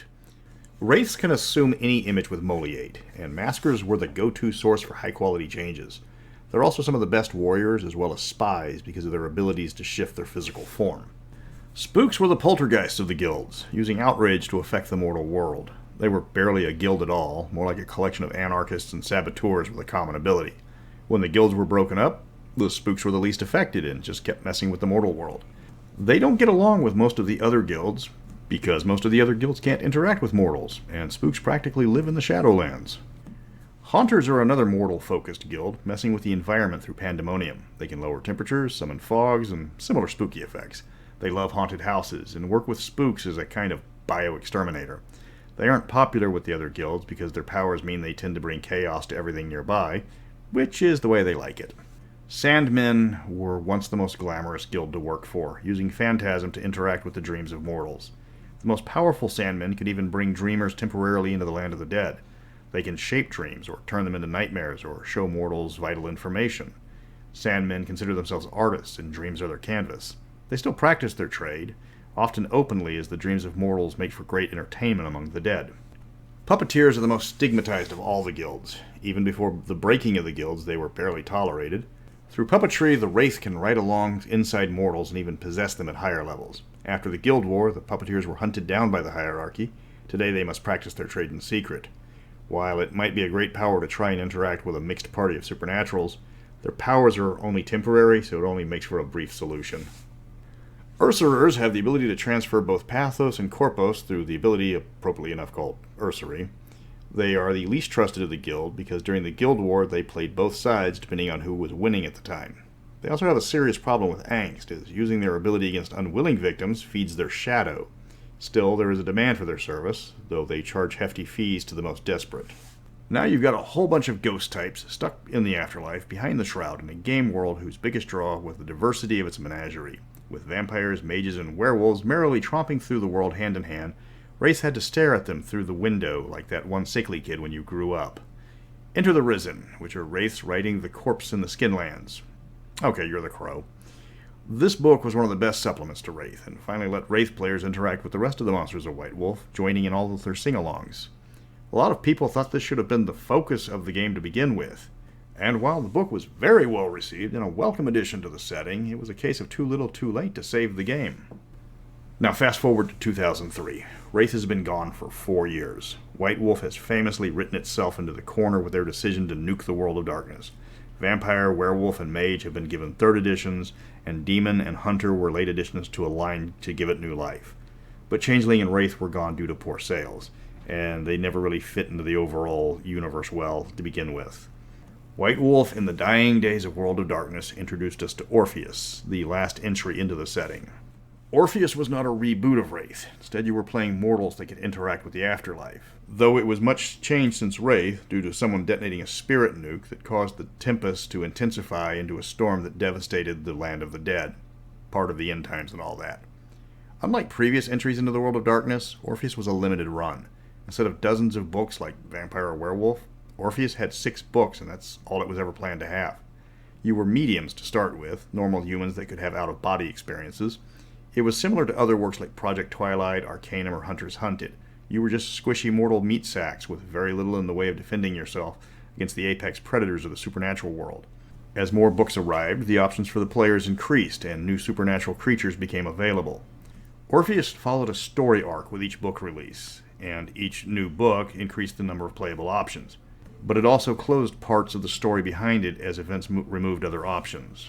Orpheus ran from 2003 to 2004, with in-game closing out the line as well as the World of Darkness. It was a group effort with 11 people being credited in the writing of it, Lucy and Solban having the director's credit. It flat out tells you that it did not do well as a crossover game. It was meant to be played as an Orpheus campaign rather than a medium joining in the supernatural conga line going outside the company's door. It followed the metaplot method White Wolf was famous for, but it was also smart enough not to let the metaplot consume it, like what happened to the entirety of the World of Darkness. Wraith is known for being very well written, with some philosophical considerations you don't normally get in college discussions, much less role-playing games. It added a level of complexity and metaphysical description that many players weren't prepared for. Compared to the almost super-heroic abilities of its sister games, Wraith was the complete opposite. This tonal shift is probably what killed the game early, despite efforts to revise it. If you want to get copies of Wraith or Orpheus, it's not hard. The books are still available on PDF or POD on multiple sites. Just be sure to let your players know in advance what they're getting into. Now that the primary World of Darkness games are out of the way, at least the core 5 that set up the metaplot that famously destroyed itself, I'm moving on to something lighter, like getting darker was an option at this point. The problem with any series is that often the harder you try to come up with new ideas to keep it going, sometimes you stray off the path chasing an idea and you never look back to see if the new idea doesn't go along with the old idea. That was the fate of Changeling the Dreaming, the 4th book in the World of Darkness series. It's like White Wolf never knew what they wanted with this game. It's been criticized often for being all over the place in theme, adding so much background it eventually becomes a cluttered mess. It's not a bad game. This is still White Wolf when they were at their height. However, it tries to be an upbeat game, in a setting that was the harbinger of the grimdark darkness of the grimdark 90s. It never really fit in with its already established brothers, making Changeling the Dreaming the Zeppo Marx of the World of Darkness. I'm Mr. Welch, and in this Mad Musings, we are openly fey. Changeling hit in 1995, with White Wolf still going strong with the World of Darkness. It was a joint creation, with familiar names like Mark Ryan.Hagen and Sam Chupp, and added Ian Lemke to the design credits, along with Joshua Gabriel Timbrook, who was better known for his art. And looking at his credit on the White Wolf pages, I think he might have been the art director or similar for the project. Second edition followed in 1997, but unlike previous World of Darkness games, there wasn't a third edition, just a 20th anniversary years later. First edition Changeling introduced the base concept, where ancient Arcadia, home of the Fey races, was long closed with humanity turning its back on its imagination, driving the Fey back to their home since they needed mortal imagination to survive. The noble Fey retreated from the world during the Black Plague, leaving the common Fey behind in an increasingly rational world. Then skip ahead to the Summer of Love, when mankind was so inspired by the greatest event in modern history, one so monumental that Bryan Adams even wrote a song about it. When humanity saw in 1969 that there was so much more they could aspire to be, where everyone could set aside their conflicts and just harmonize together over one single event. I am, of course, talking about Neil Armstrong walking on the moon. What, you thought I was talking about Woodstock? Armstrong and Aldrin walking on the goddamn moon still inspires science fiction writers today, far more than some rainy, oversold concert filled with dirty, dirty hippies. The gates of Arcadia flew open, if just for a moment. Countless noble Fey of every shape and kin went out into the mortal world to try to restore magic and imagination across the globe. They were met by their long-stranded kin who had adopted to the mundane world, even ending the long-standing feud between Seelie and Unseelie. The nobles were not expecting this and demanded to return to the old ways, which caused the commoners to laugh at them. Cue the start of a civil war. Really long story short, a newly discovered Fey acquired the sword Caliburn, signaling by divine providence that he, David, was to carry Caliburn. That's why he was their king. Other claimants to the throne of the Fey court pointed out that this was no basis for a system of government. Still, he was declared King of the Fae and the Civil War ended. The core concept of Changeling is that the PCs have a Fae soul in a human body. They are creatures of imagination, and that's what drives their magic. The two game-specific traits in Changeling are glamour, which represents imagination and magic, and banality, which is how much the character is affected by moral society. Both have advantages and drawbacks. You need glamour to cast your fairy cantrips, but too much glamour risks madness. Banality resists cantrips, making it useful for defense, but it also strips away your Fae half, causing you to become just a regular human. You also have to keep track of your art and your realms, where art is the different types of Fae magic you can use, and realms are what your magic can target. The more points you put in arts gives you more magic, obviously, and the more points in realms lets you increase the number of targets, but also the type of target. The game does strain your XP budget something fierce, so don't say I didn't warn you about that. Using arts is a straightforward system, where the cost and difficulty is determined by several factors. Realms determines if the target is valid. Banality of the target or caster determines the difficulty using whoever has the higher rating. A bunk is then chosen, which is a type of somatic component, which can be anything from dancing a jig to painting the Mona Lisa or another oddly specific action. The more powerful the bunk, the more difficult and time-consuming it becomes. Then adjust the difficulty by spending glamour and roll the dice. It's a multi-step process, but not a difficult one. A funny tidbit about First Edition. They produced bunk cards, which you could buy separate from the game, and you needed all of them. But you only needed one of each. You didn't have a need for any duplicates. But because this was right smack in the middle of the CCG rush to capitalize on Magic's emerging dominance, the printer thought the cards were another CCG and printed them in booster packs, rather than a single set of cards, which they were supposed to be. It was an accidental fiasco that caused the cards to be left out of second edition. Speaking of which, like all World of Darkness games, Changeling got a second edition fairly quickly. Unlike other World of Darkness games, it really didn't change much other than a tightening up of the rules and a few rule fixes here and there. The plot didn't change much, nor did any of the Fae get any major tweaks. It was greeted by an explosion of books, as was White Wolf's standard policy at the time. You got the standard faction books, as well as a host of books about fairy culture and different settings. What Changeling did differently from the previous World of Darkness games is they focused heavily on the different types of Fae. And they didn't stop. Where Vampire and Werewolf might have a dozen or two playable options, Changeling had approximately 70 different options by the time the game had finished. Way more than I can summarize. That was a bit of a base breaker among the fans. Some loved the ridiculous amount of options. Others thought it was overkill and diluted the game. Changeling wasn't well received by a lot of World of Darkness players because on the supernatural badass scale, they were pretty close to the bottom. There were a lot of questions how their magic even interacted with other supernaturals, as the older systems didn't sync well with Changeling. You didn't turn into a Nordic troll combat monster like werewolves could. Other changelings could see your true form, but in order to manifest it, you had to do your bunk, cast your art, and then show off. But the bonus to stats stayed, so a troll with a maxed out strength could bench press a car without using any art. A she with her inhuman appearance level could stun an entire coterie of Toreador vampires just by walking into the room. Crossover games with changelings were a major problem because of the inconsistencies. You've got world-influencing undead immortals, rabid Greenpeace Turbo Ginsu furries, and enlightened masters of reality, plus some guy that can cast minor magic spells as long as he's not too bored. There are 9 starting kin in the main book, with every book after that seemingly adding even more every release. The first one was the Boggin, which resembled short, roly-poly, and friendly people who are good with their hands and a pleasure to be around. They tend to be hired help, and are one of the more numerous commoner Fae. Mechanically, they do physical labor at triple speed, can't botch craft rolls, and can determine the social dynamic of any group just by observing them. But they have a very hard time not helping people in need of assistance. This frailty means they get stuck as emergency babysitters quite often. Even the unseelie ones. Ishu are the wanderers of Changeling. They're always traveling. The thought of settling down in a specific region is alien to them. It makes them hard to use in a city-based campaign, obviously, but for a world-spanning campaign, they're great.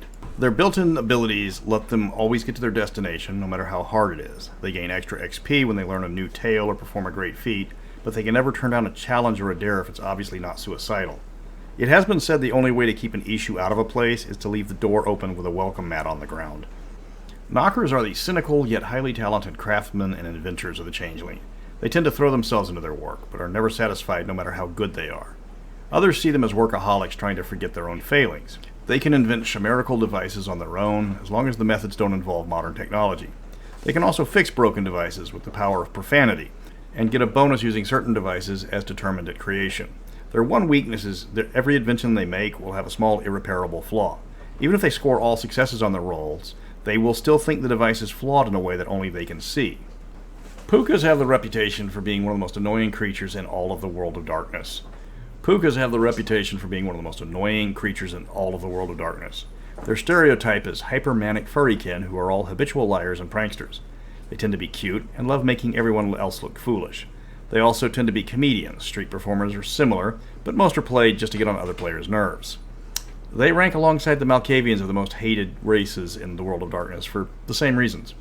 They can shape change into their animal form, can force people to spill their secrets, and can't botch empathy or subterfuge rolls. On the downside, they can never tell the whole truth unless they spend a point of willpower. If you just want to play a psychopath changeling, there's the Redcaps. These guys are great at murder, that's their shtick. There are Seelie Redcaps, focusing on chivalry and constantly harping about honor, and this gets them killed by the much more common Unseelie variety of Redcap.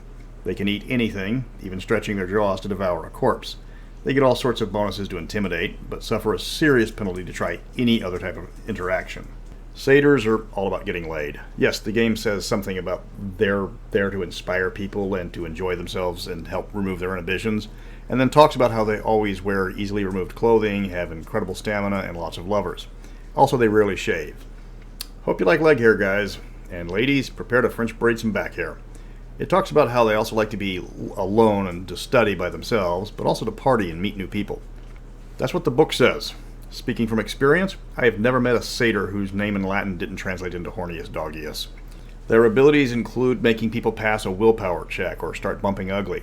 They have extra stamina, a massive bonus to speed, and they can't botch athletic checks. On the other hand, they are creatures of emotions, with wild mood swings, and take a pretty harsh penalty to resist temptation, which actually doesn't come up that much. The Sidhe are some of the most important Fae in the storyline, being the former kings and queens of the Fae folk only recently returned. They want to restore the noble houses to how they were, even though the common Fae were doing just fine without them. They are possibly the most stuck-up creatures in all of the World of Darkness, with few rivals from any setting. They only returned with the Apollo mission, so they are newcomers to the world. They are impossibly attractive, getting 2 free points of appearance. When they're angry, they gain bonuses to intimidate, and anyone trying to attack them has to make a difficult willpower check to even be able to swing at them. They can't be made to look foolish by cantrips, and they can't botch etiquette checks. For all those awesome powers, they do have some pretty steep penalties. They gain double banality, which is huge, as you can imagine. They also become depressed quickly, forcing them to change their magic styles frequently to cope. Slua are the lore keepers of the Changeling, with a reputation of being sewer-dwelling loners with no friends. In reality, they love making friends, but they pride themselves on being strange and unusual. Physically, they look like drowned goths with sunken eyes and a putrid smell. The Unseelie like to use the secrets they discover for blackmail, and the Seelie Slua are considered rare, though most Slua don't side with either camp. Slua have the power to dislocate limbs at will, making tying them up almost impossible. They also have greatly heightened senses and can't botch stealth or alertness. Their frailty restricts their speaking voices to barely a whisper, so don't bring any of them to a pep rally. The last of the core kin are the trolls, not the green regenerating monsters from D&D, but the tall Nordic beasts that tower over the other kin. They are warrior knights, bound by honor, slow to anger or to change their mind. They are nobles and are kept in high regard by the other kin, which is a good thing because being on their bad side is considered unhealthy. They get a bonus to strength, and the oldest get another point of strength, though dexterity skills become more difficult. They gain extra health to make them even harder to kill. They get 2 extra dice to resist temptation and can't botch athletics or alertness. They must fulfill any oath they make, or they lose their bonus to strength and wounds until they redeem themselves. And if they are betrayed, they have a bad habit of flying into a rage, which counts as being on their bad side. The 20th anniversary tried to make the setting darker, but it still has the problem with the Fae really aren't well defined. The danger of banality is increased, but the game still comes across as half-mad people that can see other half-mad people and cast spells at them, but don't impact the rest of the world. Vampires want to control society. Werewolves want to destroy threats to the world. Mages want to reshape reality. What do changelings want? To inspire imagination? It's a great goal, but the game doesn't reflect that in the rules. It's peanuts compared to the scale of the previous games, and it's rather poorly explained. As a standalone game, Changeling is fine. You don't have to make the entire setting all doom and gloom, just run the game without all the other supernatural elements, or use them sparingly.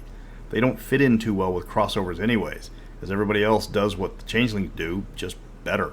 Trolls have to use glamour to go full beast modes. Werewolves do it automatically. Want to cast a powerful spell? Then get ready to spin plates on a stick while a mage does it with a snap of his fingers. That's where a major source of the dislike of the game comes from. You've got 3 classic settings before Changeling, and then you get a game that doesn't seem to know who it is. The World of Darkness fanbase is still torn on Changeling. It's been said that Changeling the Dreaming and Changeling the Lost could switch their universes, and both would be improved by that. If you want to get the game, it's not hard to find. There's PDFs on all the major websites. POD is available for most of the books, and to be honest, the books don't sell for a lot on secondhand websites. There's a lot of books, however. Collecting an entire set is going to be expensive just from the volume alone. If you're a completionist, you're going to have an easy time of finding the books, but getting them all is going to be time-consuming. That's it for Changeling the Dreaming. It would have been a nice standalone, but the World of Darkness doesn't do standalones. The power gamers found the races in it weak, but the people that just wanted to play the Fae and their human guises didn't want to include the other races because how banality worked with most of them. The sheer number of Fae introduced into the myriad of source books was either a dream come true for people that wanted options, or way too many for people already on the fence. New players don't want 70 options when trying to make a character. Don't bother trying to explain them all. World of Darkness storytellers can confirm this bit of party building. When you were putting together your ragtag bunch of supernatural creatures and you needed somebody to play the older, experienced type to serve as peacemaker between the various critters, you always looked at your best player and asked, "Are you my mummy?" That brings us to the latest Mad Musings, Mummy the Resurrection. The concept was brilliant. Ancient warriors who couldn't stay dead in an eternal conflict. Their chief weapon was experience and magic. Lots of magic. However, they never found their niche for mechanical reasons and storytelling limitations. It was fun to play as one, but an all-mummy party was practically impossible, no matter how hard you tried. Believe me, I tried. It's time to look at the World of Darkness entry that looked great on papyrus, but they never could wrap it up. I'm Mr. Welch, and it's time to walk like an Egyptian. Back in Vampire 1st Edition, Stephen Week put together a short supplement to Vampire the Masquerade called Mummy. The resurrection part wouldn't get added on until years later. It was only 84 pages, and it told the story of the Shimsu Heru, a group of Egyptians who fought against the vampire Set, with their leader known as Horus in today's mythology. Set was the namesake for the followers of Set, and back then he was terrorizing Egypt as vampires didn't have the masquerade, so they could rule over mortals as they wished. His nephew Horus didn't appreciate that, and conflict ensued. But how do you stand up against an antediluvian vampire, even when they were much younger? You use magic to make sure that you will always be there to oppose them. To make a very long story short, one that involves mages, vampires, mummies, werewolves, and lots of incest, Set decided to usurp the throne of Osiris and take both of his sisters as brides. He kidnaps Isis and her son Horus, tearing out Horus's eye and trapping his soul in it. Isis keeps Horus's body alive with magic until she was rescued by returning soldiers loyal to Osiris. She couldn't keep him alive forever, so she used her magic to try and free his soul and restore his body, after testing the spell on a farmer that had sheltered them from Set's wrath. Once that proved successful, she cast the spell on her son. Then Set arrived. Well, first, Isis was able to restore Osiris, who was, of course, a vampire, and promptly ate Isis's nephew Anubis, who wasn't supernatural at all, in a story where everybody was supernatural. Set kills Osiris and is about to pounce on Isis when the ghost Horus shows up, mauls Set with the little time he has before he has to retreat into the Ghostlands, and Isis casts a spell on more of their loyal followers. Eventually, Horus returns to life and finds he has a small army of mummies ready to take on the followers of Set. 5 millennia later, this war is still going on. That's a quick summary of the mummies, because almost a quarter of the book was devoted to their origins, and I'd rather skip to the fun parts. Mummies can't stay dead. That's their central shtick. You kill one, it will return to life. How long that process takes depends on how long it's been since its last death. If one dies that's a century old, it's going to take decades to recover. Kill one that just returned to life a few days ago, and expect a knock on the door soon. What makes them especially dangerous is they keep their memories, or at least a chunk of them, in every new life. They don't reincarnate. They come back as the same person they were in ancient Egypt. So if Jeff the Cat Wrangler steps in front of a bus in 2023 London, he comes back as Jeff the Cat Wrangler. In almost every aspect, the mummies are normal humans. They have a heartbeat. Things that would kill an average person will kill a mummy. The difference is they possess ancient magics back to the First Dynasty. These magics give them supernatural abilities. Paranormal guardians. They can control the weather. If they learn your true name, they can delete parts of your body when you need them the most. The effects are almost always subtle. Mummies don't have a masquerade. They aren't numerous enough to be known even by other supernatural creatures. They rely on their anonymity and experience to accomplish their goals. Don't think they can't defend themselves when it comes time to throw hands. A mummy designed for combat can toss elder werewolves across the room, and he's been practicing throwing werewolves across the room for centuries. Mummy had several problems with their concept when they were introduced and a few mechanical quirks. They use a mystical force called Sekim as their magical energy, like werewolves use rage, Spanish ninjas use ki, and vampires use blood. However, Sekhem went from 1 to 99 compared to everybody else going from 1 to 10. This was a departure from other systems, and your level in it changed so much that you would rub a hole in the paper from all the erasing and rewriting you would be doing. This was quickly changed in the second edition book. Mummies also started with higher stats than other creatures, at least in the first printing, but that was quickly reversed back to the same 753 partition everybody else got.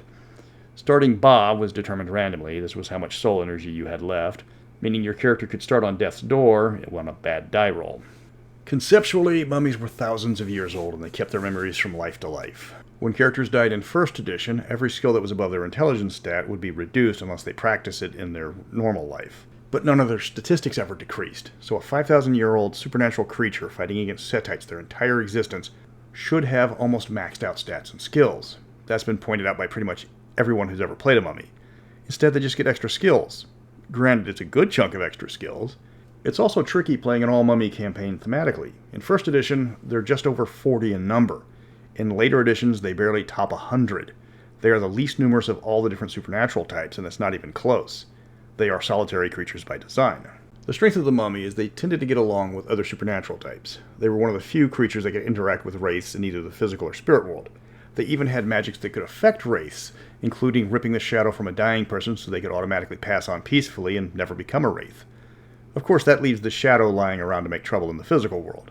Mummies were longtime allies with the Silent Strider werewolves. They can relate with mages, even the technocracy, due to the fact that the mummy was probably there for the creation of the technocracy, and they have much in common with vampires unless the kindred is a Setite, in which case I hope your property insurance is up to date. You can drop a mummy in most World of Darkness campaigns. They excel in mixed games where players are dipping from various books. Of course, Wraith players will just be happy someone else can see them. The primary magic of the Shimsuheru is alchemy, amulets, celestials, figurines, hekua, and necromancy. The scale of the spells go from 1 to 5 like most World of Darkness abilities, but the rate of increase for their abilities is way above average. A mummy with level 1 celestial can reduce the temperature of Flatonia, Texas by 10 degrees for a week. A level 5 celestial can level the New York metropolitan area with a week-long tornado.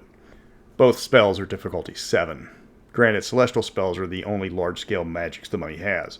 Most involve personal enhancements or deal with a single target or object, most of which are the mummy's creations. Alchemy is exactly what it sounds like, a bunch of potions that give different benefits, but it's best known for their stat boosts up to +3. Mummy stats over 5 give specific bonuses others don't receive, as their increases are from their magic. A vampire or a werewolf with a dexterity of 6 doesn't get a bonus attack. A mummy does. They can also speed heal, increase charisma with added benefits on top of regular bonuses, or turn their entire body into a chemical weapon. They're easy to make, but they have a short time limit to use them. This magic is popular because it's easy, and the bonuses are apparent. If you're planning on mugging that antiques dealer only for him to take a whiff from his inhaler and proceed to tee off on you with a Ford F-150, he might be a mummy. Amulets are another popular type of magic because, again, they can raise stats, but it's done passively. Once created, it's permanent. And it can even work when you're dead, if appropriate, so increasing your intelligence above 5 means you lose no skills when you return to life. Other amulets let you effectively fly or provide protection against magic or various types of damage. These stat bonuses stack with alchemy, but you can never get more than 8 points in a stat between the two. You can't combine amulets for the same bonus, only the most powerful will work. Celestial magic is weather magic, but involves fortune-telling and elemental control on the side. It doesn't have a lot of spells. Well, none of them do. But this type of magic is mostly weather control. It can summon a meteor swarm to attack an area, though it's not as impressive as it sounds. It's more like a hot rock shower that does minor damage. You can also use the highest level spell, Apep Thrashes the Ground, in case you find some buried vampires and think they really need an 8.0 earthquake to wake them up. Celestial is either mildly annoying or grotesquely underpowered, with little in between. Figurines consist of 2 different options. You can create humanoid figures that will grow and serve you as laborers, or ones that will fight for you in case of animal figurines. Just drop a small line and laugh at the look on their faces when they get mauled by your new best friend. You can also create structures or take control of buildings with the appropriate spell. Think of a haunted house, but it's under your control. You can even have animated vehicle figurines, so if you need a Ford F-150 to beat a vampire to death with, you can keep one in your pocket, then drive it away to get it washed. You can even make a figurine of another person and take complete control of their muscles. Usually this is to do someone harm, but for fun you can turn some harmless guy into death incarnate, if you have the ability. Hekua is possibly the most famous of mummy magic, true name magic. This is the one that has the spell for getting the true name. That doesn't just obliterate someone from existence, but reverses everything they ever did. Forget the true name was feared for a reason, as you can't bring back someone from the dead if you can't remember they even existed. You can learn the true names of creatures, minerals, vegetables, anything. These spells are rightly dreaded because werewolves might be slay-happy combat monsters, but even they can't delete your heart from a block away. You can also use this magic to shape change, making yourself even deadlier in combat. Vampire claws might do horrible things to other creatures, but when their enemy has the consistency of water, it does make things a tad difficult for them. Lastly, there's necromancy, a unique set of spells, despite duplicating the name with multiple abilities of other creatures. That does make me wonder how many abilities have the same name in the world of darkness, because it was a popular name for obvious reasons. These are the spells that make them best buddies with Wraith players. They can change a Wraith's fetter at the highest level if it's a physical location. Instead of haunting some old house, you're now haunting a beach in Cabo. You're welcome. You can also free your 2 different souls, learn stuff about recently dead people, and even make zombies. The biggest issue with this one is several of the spells require Wraiths, and if they're not available, the spell doesn't work. Mummy 1st Edition had much in common with Vampire 1st Edition. It was concise but limited in scope. It had rules issues, didn't know what it was trying to be, and it had mechanical quirks that stood apart from other systems.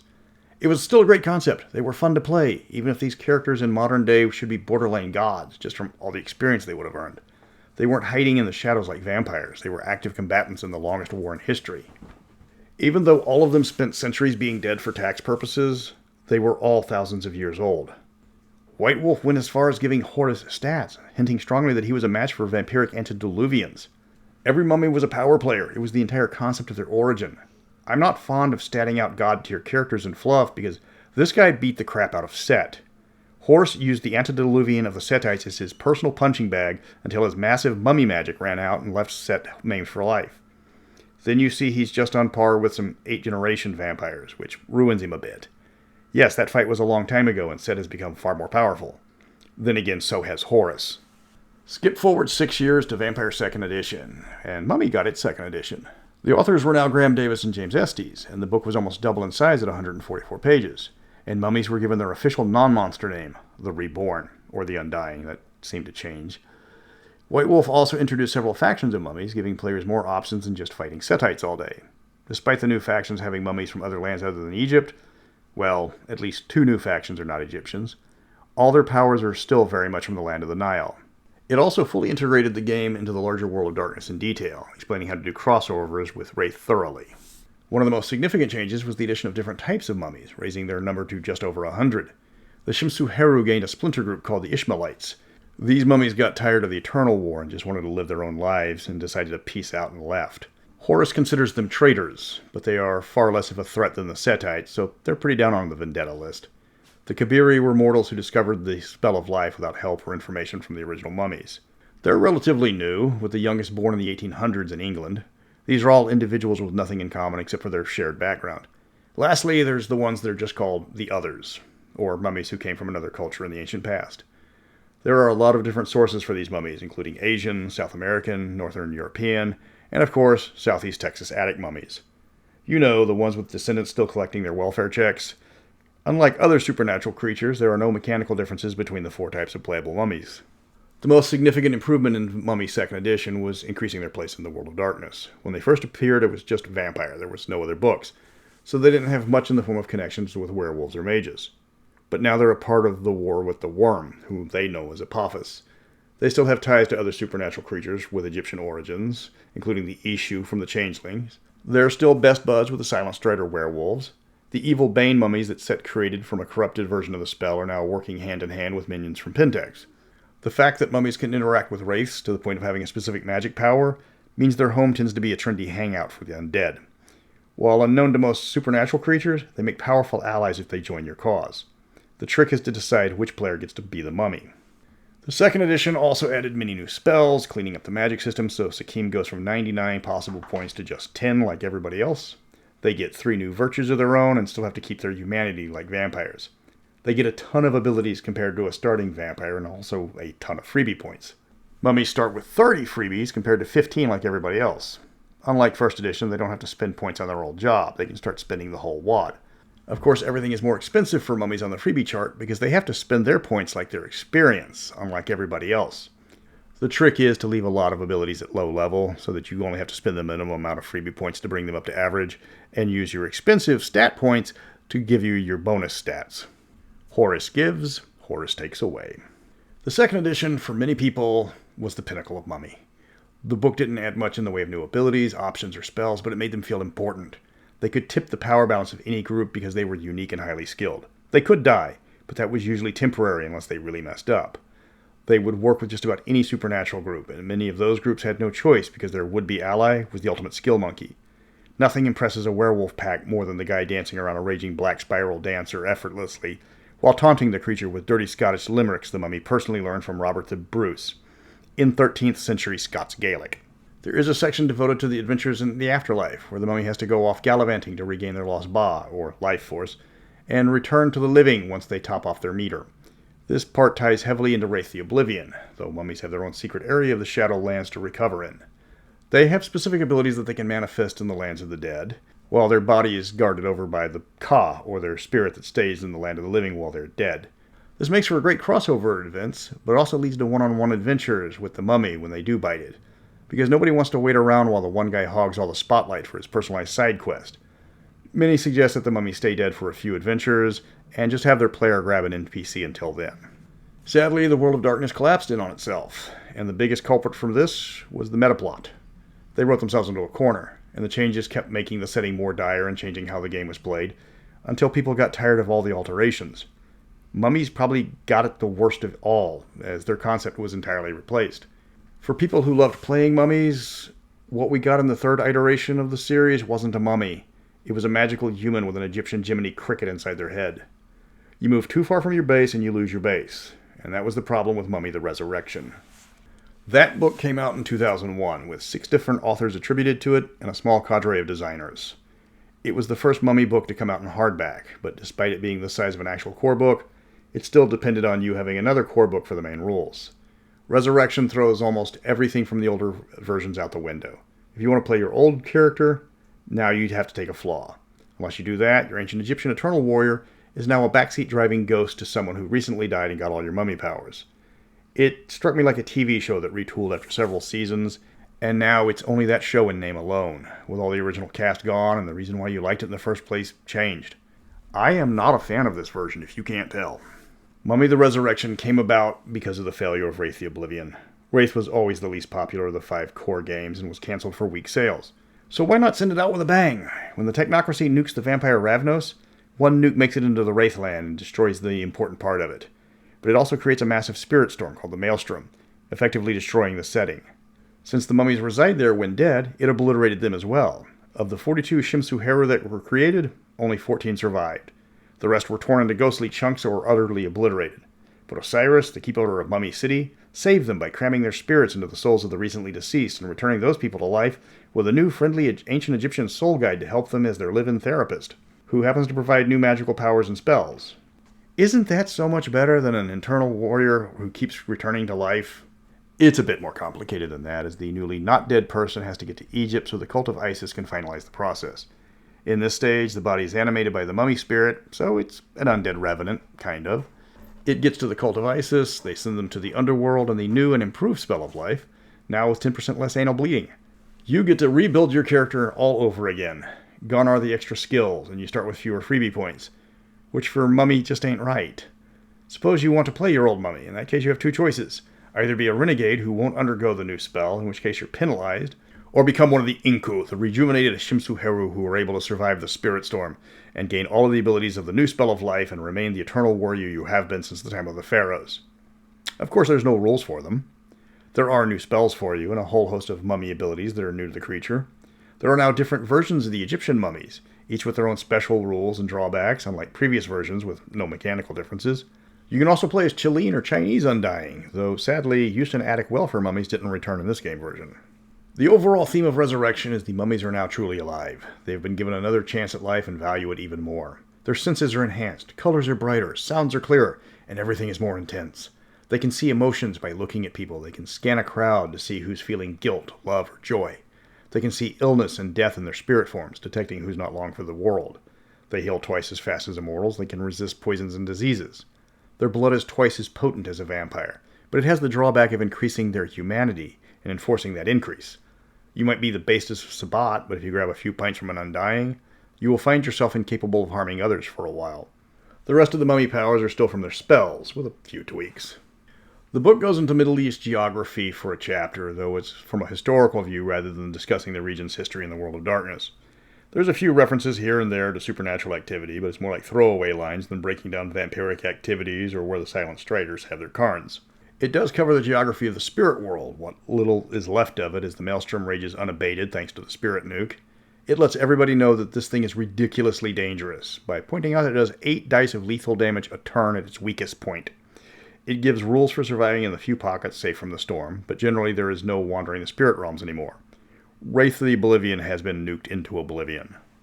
When the World of Darkness died in a convoluted metaplot-driven death of its own creation, Mummy died with it. It had been coming for a while. White Wolf committed the fatal sin of requiring you to buy books to see what changed from expansion to expansion. The best description I've heard was the World of Darkness metaplot was reading like a slow-motion Wicket edit war, with each book by another author changing the previous lore a few books back. Mummy suffered from this, possibly more than the other races. Despite it being given Creature the Plotline treatment in its 3rd edition, it was never its own game. It didn't get any supplements of its own, it was the supplement. Mummies played no significant part in the overall plotline, despite Horus being a power player in the metaplot that was hammered home multiple times. Mummies were supposed to be on par with the most powerful supernatural creatures, but that was just fluff. Mummy the Resurrection personifies the rise and fall of the World of Darkness. 1st edition had great ideas, but mechanically was clunky. 2nd edition found the right mix of powers and fluff, making for interesting but balanced characters. 3rd edition threw all that out the window to rewrite the creatures almost entirely, changing the game from what worked to make it far more complicated and convoluted than necessary. Just like White Wolf's metaplot.